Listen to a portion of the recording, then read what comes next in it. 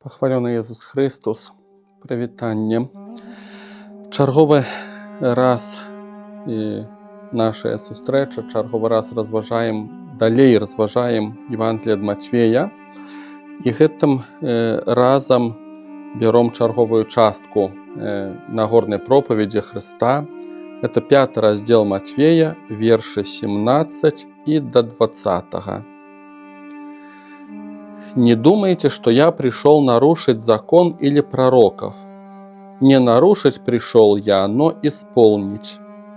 Ибо истинно говорю вам, доколе не придет небо и земля, ни одна йота, ни одна черта не перейдет из закона, пока не исполнится все. Итак, кто нарушит одну из заповедей сих малейших и научит так людей, тот малейшим наречется в Царстве Небесном. И кто сотворит и научит, тот великим наречется в Царстве Небесном. Ибо говорю вам, если праведность ваша не превзойдет праведности книжников и фарисеев, то вы не войдете в Царство Небесное». Вось такі урывак мы з вами сёння разбіраем. І адразу скажу, што ўрывак вельмі няпросты. І ёсць нават меркаванне некаторых багасловаў былі, ці ёсць. Нехта лічыць, што это адзін з самых складаных урыўкаў з Нагорнай пропаведзі. Нават больш складаныя, чым блажэнствы, которые вельмі парадаксальныя, як па нашаму мышленню. Сама Нагорная пропаведь няпростая. Насамрэч, асабліва да выканання, каб вот усё это паверыць. А гэты тэкст некаторыя лічаць адным з самых складаных. Нават былі ці ёсць меркаванні, што былі такія погляды, што гэты Хрыстос не мог такога сказаць. Таму што ён меў канфлікты з законам. Ён пастаянна спрачаецца з фарысеямі. Гэтая тэма выканання шабату. Што можна рабіць у шабат, чаго нельга. Зрэшты, яго асуджаюць, таму што ён называў сябе сынам Божым, а гэта багахульства па закону. І Хрыстос, который на працягу ўсяго свайго публічнага служэння мае праблемы з элітай рэлігійнай і спрачаецца з імі наконт закону, і раптам мы чуем, што ён кажа, што ні грама нельга саступіцца з закону.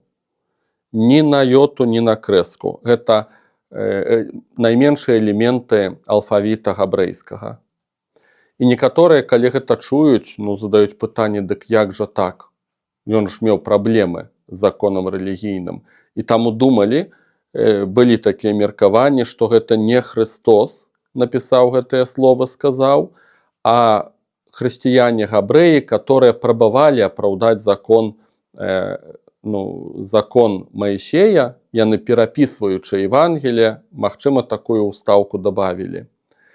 Гэта, канешне, такія меркаванні лжывыя, таму што якраз такі то, што мы ўжо з вами трошку разбіралі, вось парадаксальнасць гэтага тэксту паказвае, што это менавіта навука Хрыстовая. Таму што яна ідзе насуперак нейкай чалавечай нашай логіцы, і таму скарэй трэба ісці ў напрамку, каб сказаць, што нам цяжка разумець гэты тэкст, пра што тут ідзе размова, але гэта навука Хрыстовая. Проста мы, магчыма, нешта там трошку не даганяем. Вось такая складанасць з гэтым тэкстам. І трошку таксама ёсць пытанняў да слова, як Христос кажа, не думайте, что я пришел нарушить закон или пророков. Не нарушить, я пришел, но исполнить. Что значит слово «исполнить»? Конечно, уживаецца ў сэнсе «выканаць». Нехта мяркуе і зайцоў касцёла і кажа, што ў Хрысце спаўняюцца прароцтвы. Усё, што яны прадказвалі, месіянскія прароцтвы, яны выканаліся ў Хрысце. То есть усё ўжо няма чаго больш чакаць. Выканалася. Нехта кажа, што габрэі неправільна разумелі закон, не до конца правільна сталі яго разумець. І Христос прыходзіць паправіць яго, паказваючы, як яго трэба правільна разумець. Нехта кажа, што яны больш тэарэтычна разважалі, а Христос паказвае, як жыццём выканаць тое, што даў Бог праз Маісея. Это розныя меркаванні.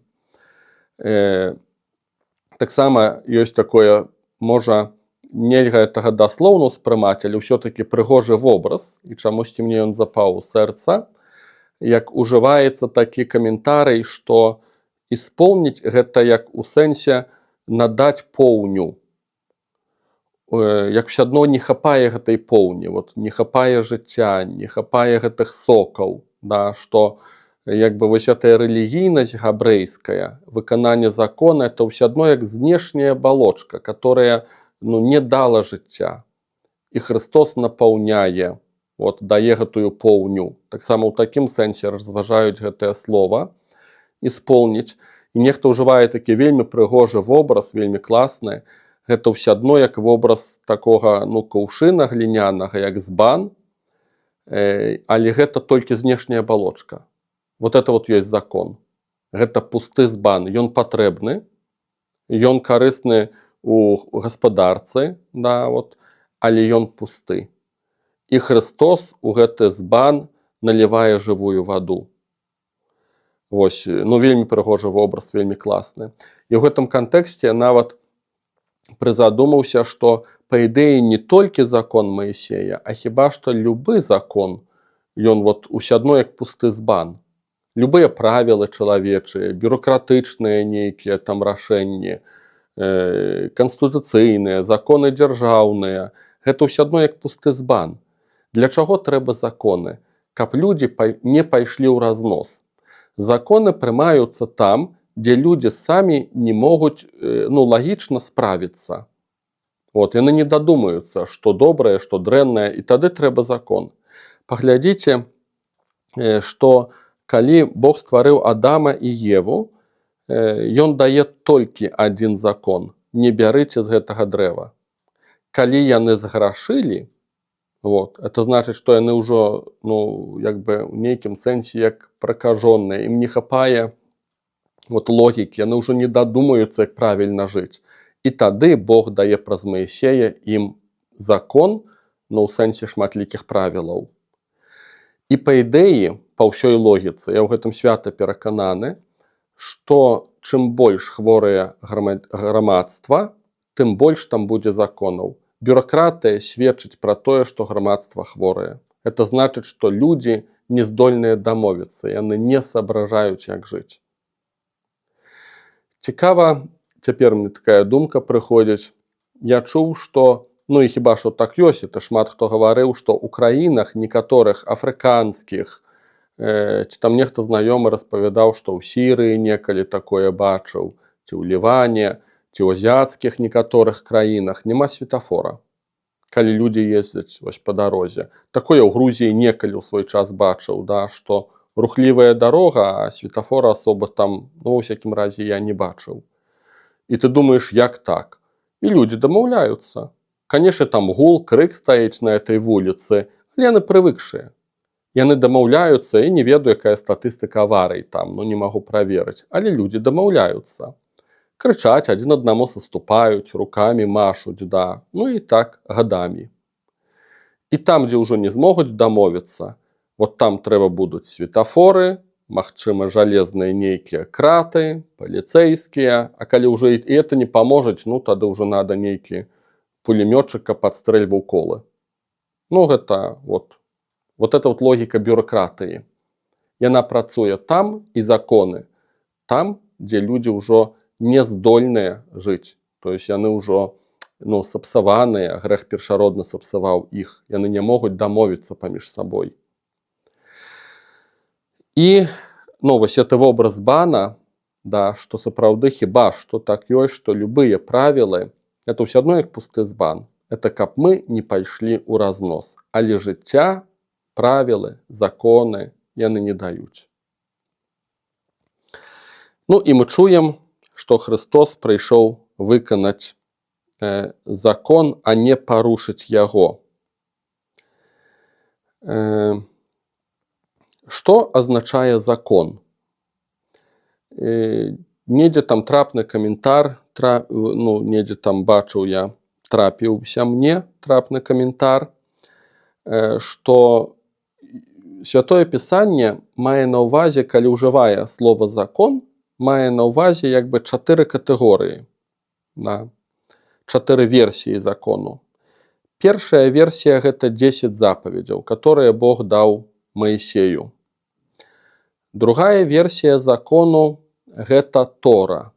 Гэта пяцікніжжа Маісея, першых 5 кніг Бібліі. Там вельмі шмат розных прадпісанняў, кніга Левіт, кніга лічбаў, кніга Другазаконня, гэта як святкаваць, як ахвяры складаць, калі лічыцца нячыстасць рытуальная. Вось, гэта ўсё мы называем Торай. Гэта закон Маісея. Гэта другі варыянт, з чым ёсць закон.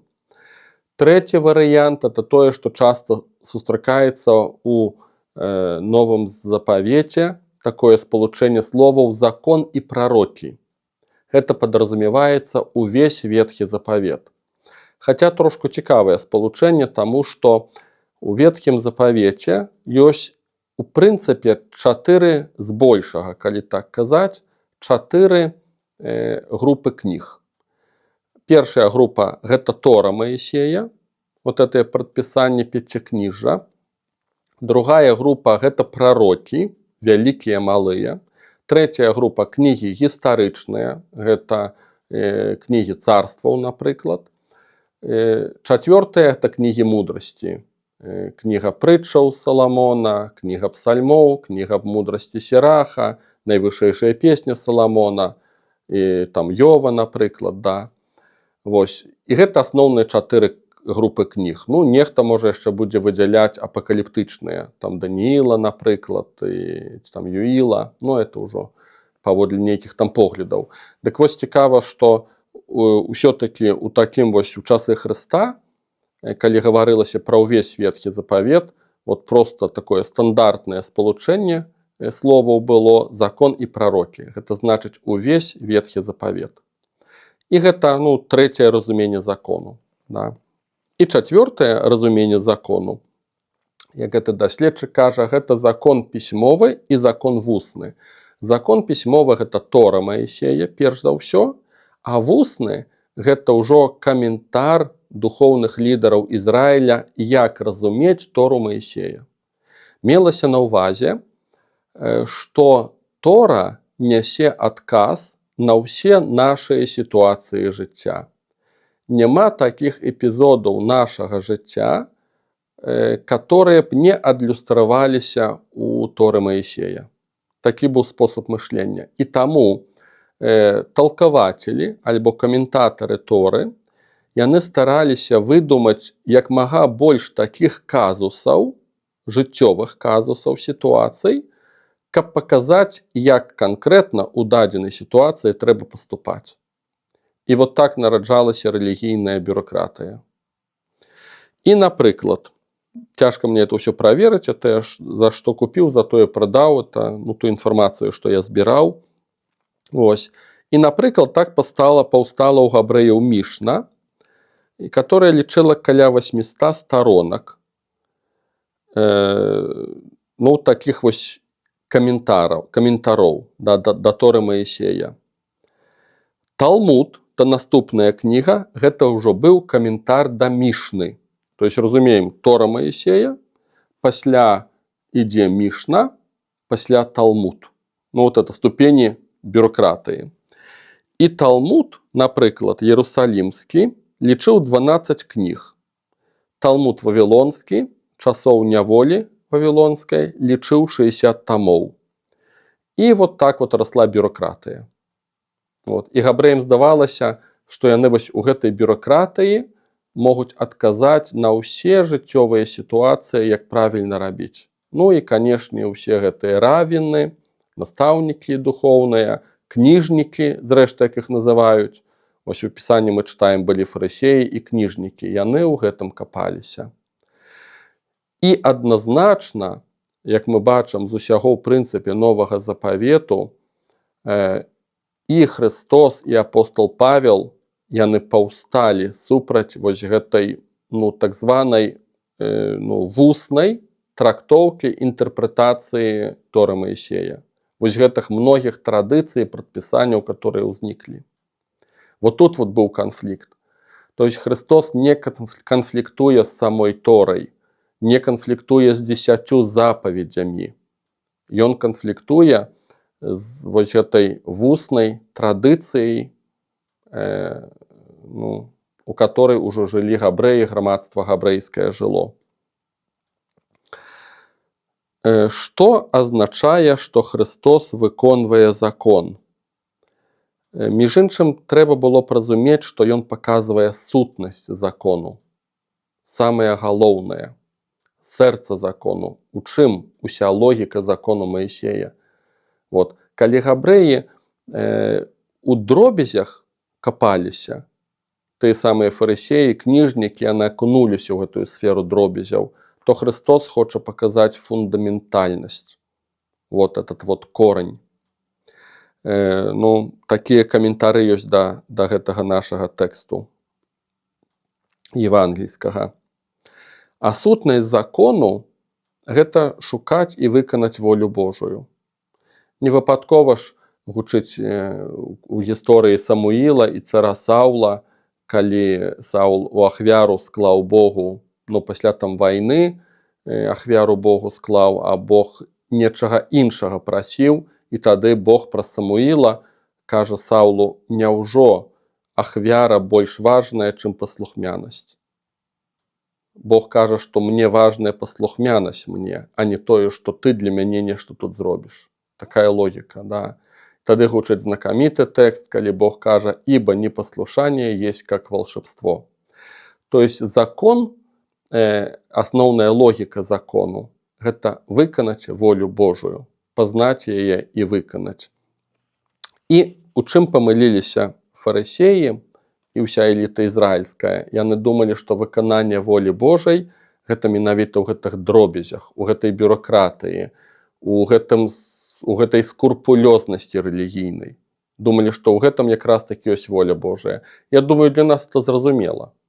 Гэтыя ўсе тэмы, а я у нядзелю там працаваў ці не, а вот это вот лічыцца праца, ці это ўжо не лічыцца. А вот пасты я захаваў ці не захаваў, а вот процент жирнасці малачка, а мяса гэта лічыцца вот это вот мясам ці не лічыцца, а то можна, а то нельга.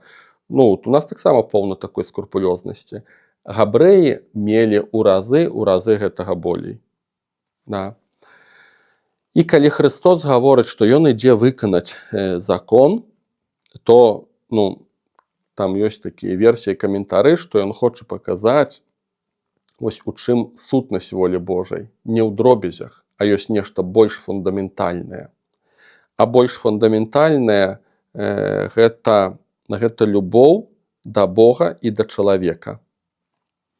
І з гэтага вынікае ўсё астатняе. І адказам вось на гэты фундамент будзе знакаміты, вядомы нам, напэўна, для многіх тэкст. Гэта Евангелие будзе ад Матвея. Возьмем гэтую версію. 22 раздел, верши 34-40. А фарисеи, услышав, что он привел саддукеев в молчание, собрались вместе, и один из них, законник, знавца закону, законал, да, искушая его, спросил, говоря: «Учитель, какая наибольшая заповедь в законе?» Иисус сказал ему: «Возлюби Господа Бога твоего всем сердцем твоим, всею душою твоею и всем разумением твоим. Сия есть первая и наибольшая заповедь. Вторая же подобная ей: возлюби ближнего твоего, как самого себя». И зараз важно. На сих двух заповедях утверждается весь закон и пророки. То есть, что Христос показывает этими словами? Что, окунаючыся у бюрократыю, назовем гэта так, у скурпулёзнасць, вось у гэтую дробязнасць, яны праваронілі нешта фундаментальнае. І вось гэтая скурпулёзнасць сталася для іх трагедыяй. Таму што заняліся многа чым з гэтых рэлігійных толкований и так далее, этих версий розных. Это, як гаворыцца, горе от ума. Думаю, таксама яны ад гэтага пацярпелі, а прапусцілі нешта галоўнае. І гэта немалаважна. І гэта не ерунда на самой справе. Прапусціць галоўнае. Мы часам кажам, вот неправільна расставілі акцэнты. Думаю, у гэтым кантэксце таксама можна так сказаць. І гэта аказаліся не дробязі. Аказалася, што яны ўвогуле заблудзіліся. Прапусціўшы фундаментальнае, яны заблудзіліся. У нейкім сэнсе это ўсё адно, вот як это знакамітая прыпавесць, як Христос кажа пра будоўлю дома на скале. То есть, калі фундамент дрэнны, калі это пясок, калі гэта не скала, пайшоў дождж, разліліся рэкі, падзьмулі вятры, і што з таго, што этот дом увесь быў пабудаваны? З еўрааддзелкай, з дахам і са сценамі. Ён рухнуў, таму што фундамента не было. І што з таго, што вот радаваліся, жылі ў камфорце, і ўсё было мірна і гладка, а дом не быў пабудаваны на фундаменце. Вот нешта такое тут хіба што адбываецца. Вот так вот бы каментаваў гэты тэкст. І што Христос, калі кажа, што ён ідзе исполніць, это значыць, што ён паказвае сутнасць закону. А сутнасць закону – гэта любоў да Бога і да чалавека. Ой, і ведаеце, насколькі гэта важна насамрэч. Наколькі мы, як хрысціяне, проста... Я масу такіх гісторый бачу, дзе людзі адзін аднаму даказваюць, веруючыя, католікі, ці там разам з пратэстантамі, даказваюць сваю правату, даказваюць ці падкалваюць адзін аднаго, ці прабуюць прынізіць іншага, ці падкавырваюць неяк там, вот, і паказваючы, што я больш правільна разумею, там ці законы Божыя і так далей. І ты на ўсё это глядзіш і разумееш, што любві няма. То есть, што з таго, што людзі капаюцца ў пісанні, што з таго, што яны ў догмах добра разбіраюцца, што з таго, што яны каледжы нашыя пасканчвалі, ці ў Баранавічах, ці ў Гродна, ці там сямейныя кансультацыі папрахадзілі, калі любві няма. Што з гэтага ўсяго? Я гэты парадокс бачу, ён кашмарны, насамрэч. Калі нават гаварыць людзі не ўмеюць мірна, увесь час нейкія ці падколкі, ці падсцёбы, ці прыніжэнні нейкія, да, і ты разумееш, што няма нечага фундаментальнага. І вось тады, калі няма любві, тады і традыцыі становяцца утопіяй, і усялякая форма рэлігійнасці таксама становіцца утопіяй, і жыццё сакраментальнае станецца утопіяй, таму што няма нечага фундаментальнага. Бо з любві да Бога і да чалавека вынікае ўсё астатняе, на гэтым грунтуецца закон і прарокі.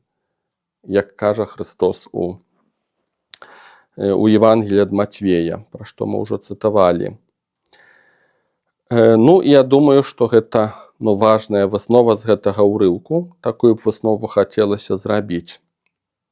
І ў прынцыпе, это маё такое сціплае назіранне, далей, калі мы разважаем Евангелие ад Матвея, Нагорную проповедь, а я ўжо казаў, што гэта як вобраз новага Маісея, і таму далей гучаць тэмы.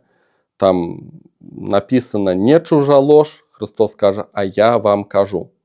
Напісана «не забівай», а я вам кажу «кожны, хто гневаецца», так і так далей. Напісана «паважай бацьку і маці тваю», і Христос зноў каментуе гэтую запаведь. То есть Евангелие ад Матвея, Нагорная проповедь Христа, гэта каментар Христа да закону Маісея, да гэтых, сказаў бы, стандартных запаведзяў. І што я заўважыў, што характэрна для вось гэтага каментара з Нагорнай проповедзі, гэта тое, што Христос у выкананні запаведзяў кіруецца любоўю. То есть не проста не чужалож, да, а той, хто ўжо глядзіць на жанчыну без любві, насамрэч, той ужо пачынае чужаложыць. У нейкім сэнсе так бы скаментаваў. Не проста не забі, а той, хто без любві глядзіць на чалавека, гневаецца на яго, нічого за тым не робіць, не ўпускае любоў у гэтыя адносіны, той ужо пачынае забіваць. Вот, ну, калі можна так сказаць, это мой такі каментар, што ў нейкім сэнсе Христос глядзіць на гэтыя запаведзі праз фільтр любві. Такі фундаментальны фільтр. Да гэтай тэмы яшчэ, ну, для мяне ва ўсякім разе так нагадаліся гэтыя важныя ўрыўкі, ну, пра фундаментальнасць любві, так это скажем. Евангелие ад Матвея, 24 раздзел, 12 верш.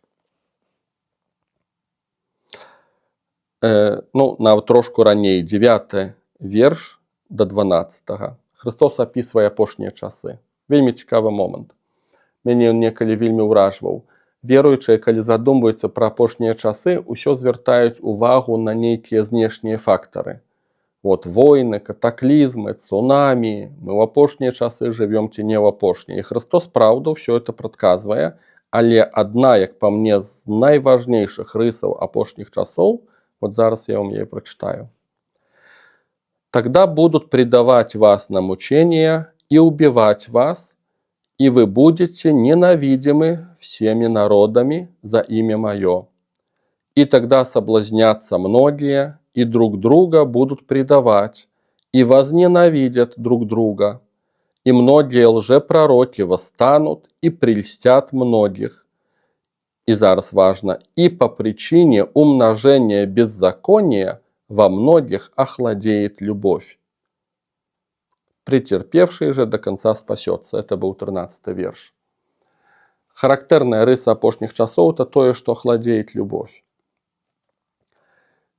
Ну, і я гэта бачу, можна быць чалавекам ультракатолікам, который верно выконвае ўсе законы, но ён гатовы у імя сваёй ультраверы выкалаць вочы ўсім іншым, прынізіць іх, падкалоць, апусціць. І ўсё это можна рабіць без любві, і это характар апошніх часоў. Там Хрыста няма. З усёй вернасцю догмам і нравоученню і ўсяму остальному. Але там няма любві, і это характар апошніх часоў. І яшчэ адзін тэкст да гэтай тэмы пра фундаментальнасць закону. Ну, так бы скаментаваў, які Христос хоча выканаць, паказвае, як яго выканаць. Это пасланне да Ефесянаў. Не так даўно я на гэты тэкст так нечайна нарваўся і прызадумаўся. Канешне, Ефесянам глыбокае пасланне, тут шмат всякіх нюансаў, цяжка нават на слых успрымаць, трэба неяк так сур'ёзна загружацца, пра што размова, але гучыць. Першы раздзел, 4 верш. Ну, контекст 3 и 4 верш. «Благословен Бог и Отец Господа нашего Иисуса Христа, благословивший нас во Христе всяким духовным благословением в небесах, так как Он избрал нас в Нем прежде создания мира, чтобы мы были святы и непорочны пред Ним в любви». Бог выбраў нас, каб мы былі святымі, гэта ёсць нашае пакліканне, каб мы былі беззаганныя, непарочны, але, увага, у нашым разуменні часта быць святым і непарочным это значыць не грашыць. І многія перажываюць, там, ойчанька, зноў грашкі адбыліся, а абяцала, а хацела, а не выйшла, мне вельмі сорамна, я не дацянулася да ідэала. Вот так вот мы разумеем святасць. І зноў мы аказаліся грэшнікамі, да, і зноў мы дзеці Адама, вот так вот мы разумеем святасць. Пасланне Ефесянам кажа не пра такую святасць, а кажа пра тое, што мы павінны быць святы і непарочны в любві. Гэта нешта больш намнога фундаментальнае. Вот так вот бы разумеў гэты тэкст. Ну і зноў жа тыя думкі так і мае, і не да канца мае, бо, канешне ж, я ў каментарах там розных капаюся. І яшчэ, можа, апошняе, на што варта, думаю, звярнуць увагу, можа, нават і не шмат я гэта скаментую, але варта ўвагі, гэта нюанс. У нашым тэксце Христос кажа, 19 верш. «Итак, кто нарушит одну из заповедей сих малейших и научит так людей, тот малейшим наречется в Царстве Небесном». Па-першае, цікавая логіка, што ў Царстве Божым будуць меншыя і большыя. Там не будзе камунізма. Ну, такім у нашым разуменні, дзе типа ўсе раўны. Канешне, камунізм так нікому і не атрымаўся.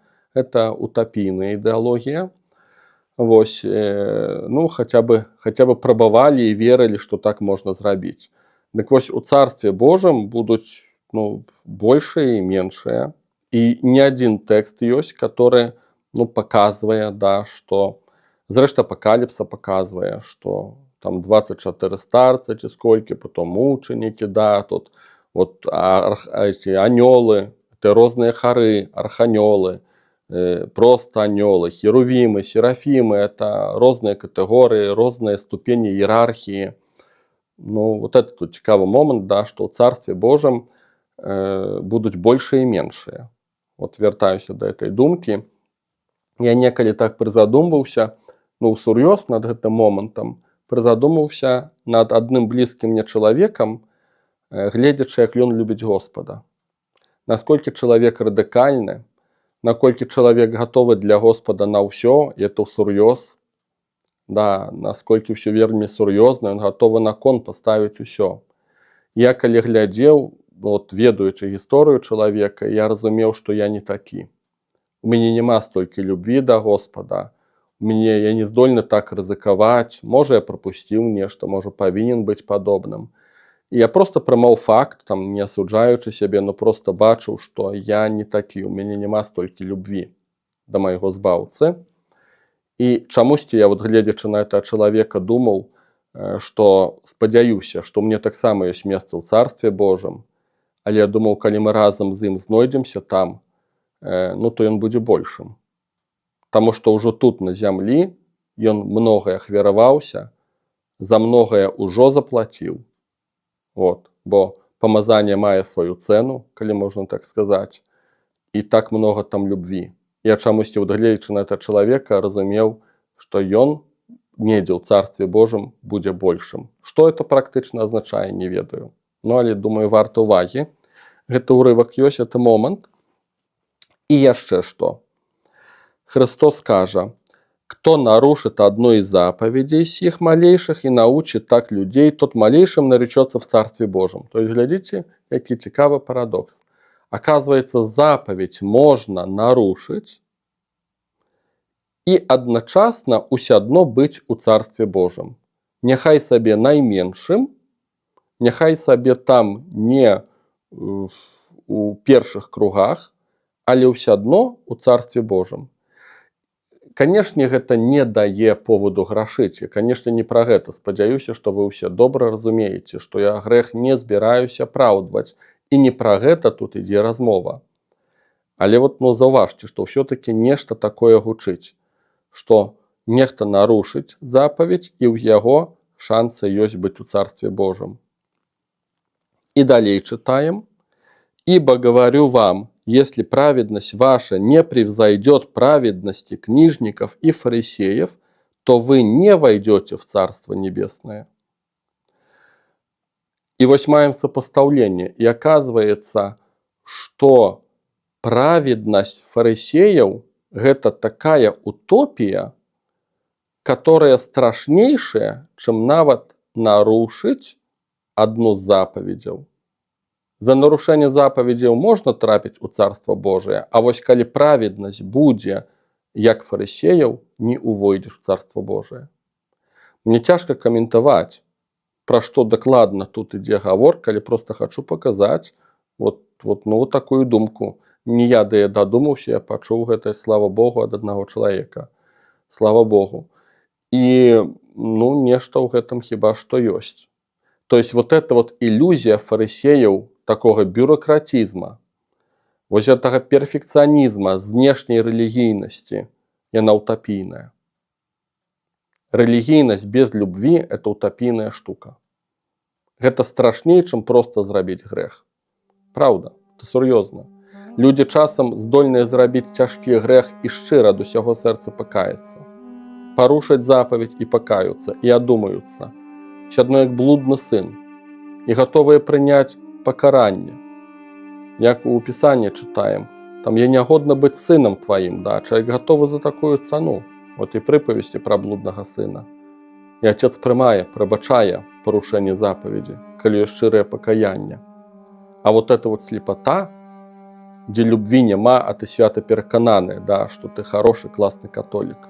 Вот это вот слепота, страшная штучка. Такі наш тэкст. Дай нам Господь міласці пачуць это ўсё і зразумець. Пахвалёны Езус Христос.